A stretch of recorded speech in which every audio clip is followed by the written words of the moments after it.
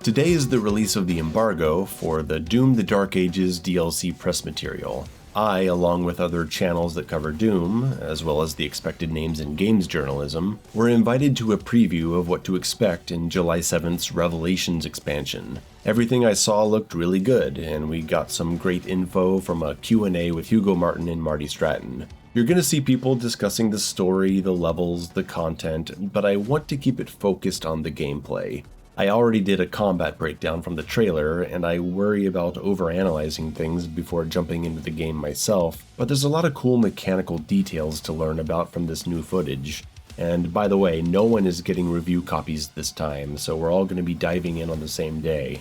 What was really interesting was to hear that a lot of the endgame content of the DLC is unlockable after completing the story. I'm hoping to see a bunch of crazy challenges to master. We also learned that completing the story will unlock options for the Repertorium, like new enemies and the spear. It sounds like a good deal of this DLC's content is beyond just the campaign, and that's pretty exciting. What you're seeing here is the B-roll that id Software provided, and you're probably noticing a wonderful change to these combat spaces: Verticality. The addition of the spear hook, which connects to enemies and grapple points, allows the Doomslayer to quickly reposition himself on every axis. And you'll also see way more jump pads. We had a few in the Dark Ages base campaign, but they're far more common in the DLC. It's not the fly like a bird style of Eternal, but what's happening here seems to be the logical next step once the combat has been pushed as far as it can go. This happened with 2016 to Eternal, so it makes sense to bring back some degree of verticality and extra movement, because I honestly don't know where else you can go with what they made for the Dark Ages other than just adding more weapons. Personally, I think these arena designs are just beautiful. For as much as I love the ultra-grounded, in-your-face combat of the Dark Ages, its lack of mobility did lead to some samey-feeling level layouts and arena designs. This all just seems like an objective improvement while still keeping and celebrating the core of what makes the Dark Ages what it is. We thought that maybe the spear hook could only be used once the spear was charged orange, but the B-roll clearly shows it working while in the green state. Now that we can see the HUD, we can finally understand what the limitations are. Apparently, the dash is exclusive to the shield stance, and it's tied to a 2-charge stamina bar that only counts as an auto refill once your feet are on the ground. It looks like a successful dodge instantly refills the dash you just used. But there also appears to be other things that refill it that I simply can't figure out. I do not know why using up your 2 dashes and then hooking and killing a Mancubus instantly charges the 2 dashes, when killing the Hell Knight right before did not recharge the dashes. Is it an upgrade for the hook that refills dashes on kill? Maybe. We also recharge dashes through killing these shielded enemies with a spear slash. I can't tell you how much of a cooldown there is for the hook between uses, but it seems pretty short. You can see the red hook target appearing on the next enemy shortly after landing. And looking at things further, I started to notice that if you charge up a spear through a parry or whatever else you do to charge it up, that will turn the hook into something that lights demons on fire and you get armor for it. Interestingly, the ground pound of the spear does not break armor, it only falters and does some amount of damage.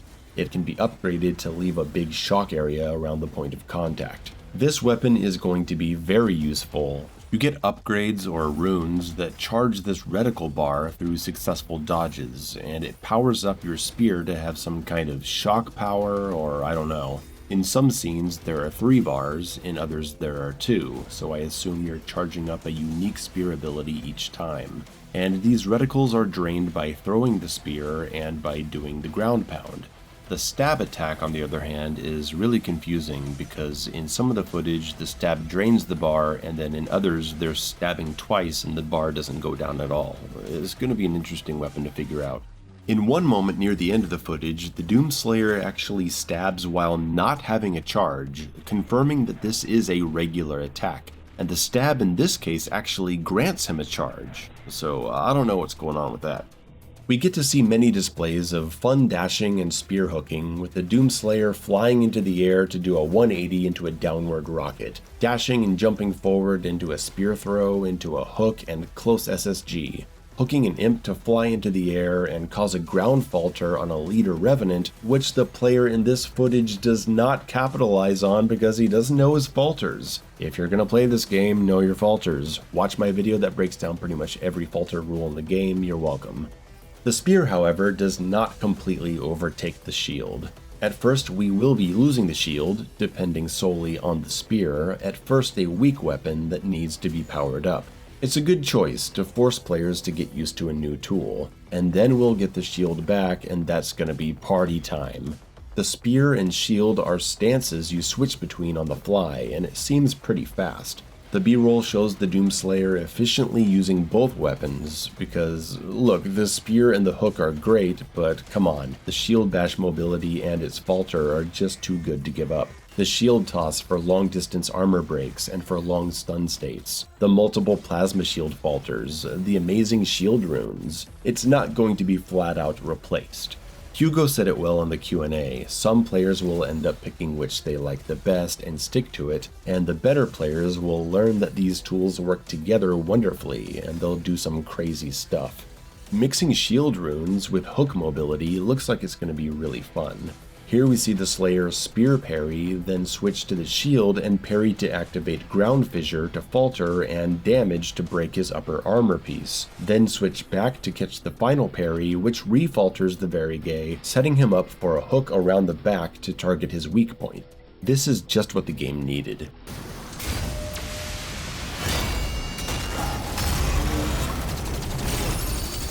This is a beautiful sequence. Hook into a plasma shield guy and switch to shield mid-air to shield toss him and his friends. The landing from the air ground falters the Arachnotron, granting a safe opening for the SSG. We shield parry the Revenant and get the ground fissure falter, which takes out the imp, and during the stun state we spear hook in for the powered spear toss. Look at this grapple point up, the switch to shield toss to break the armored soldier line, then immediately switch back to spear for the next hook back into the air and the ground pound on the way down, using the spear and a sideways dash to maneuver around the Mancubus and using spear charges and dashes to take on the imps. And you can see that id Software understands the increase in power they're giving you because the battlefield looks packed. We're standing here next to an armored Mancubus and two imps as an empowered Agadon Hunter comes at us, with more imps behind him with an armored Mancubus and a fucking Spectre Revenant sneaking up on us. A quick aerial shot shows a Cyber Demon flanked by a Mancubus with a Hell Knight coming up behind him supported by a Pinky and a Buzzsaw. And as we fly in, we swipe the projectile away, appearing to trigger a spear rune of sorts that sends a swirling projectile back at the Pinky.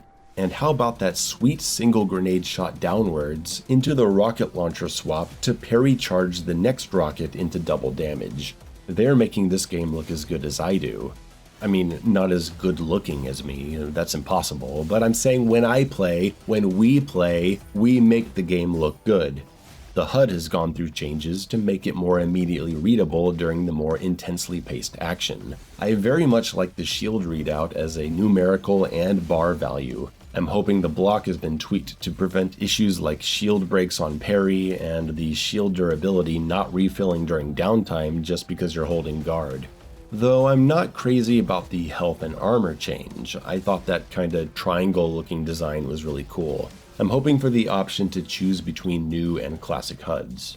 I honestly don't want to talk about any more that's going on here in this footage. I think I've analyzed it enough. I'm just ready to play it. It looks like the full realization of what the Dark Ages was capable of. I remember talking to Hugo early when the game first came out, and I told him, you know, what you've built here feels like a really solid foundation that you could greatly expand upon for a sequel. And it feels like that's what they've done. It looks like a blast. I'll be streaming it soon after it comes out. I'll have a review up in probably a week after launch. Make sure to stop by. Thanks for watching.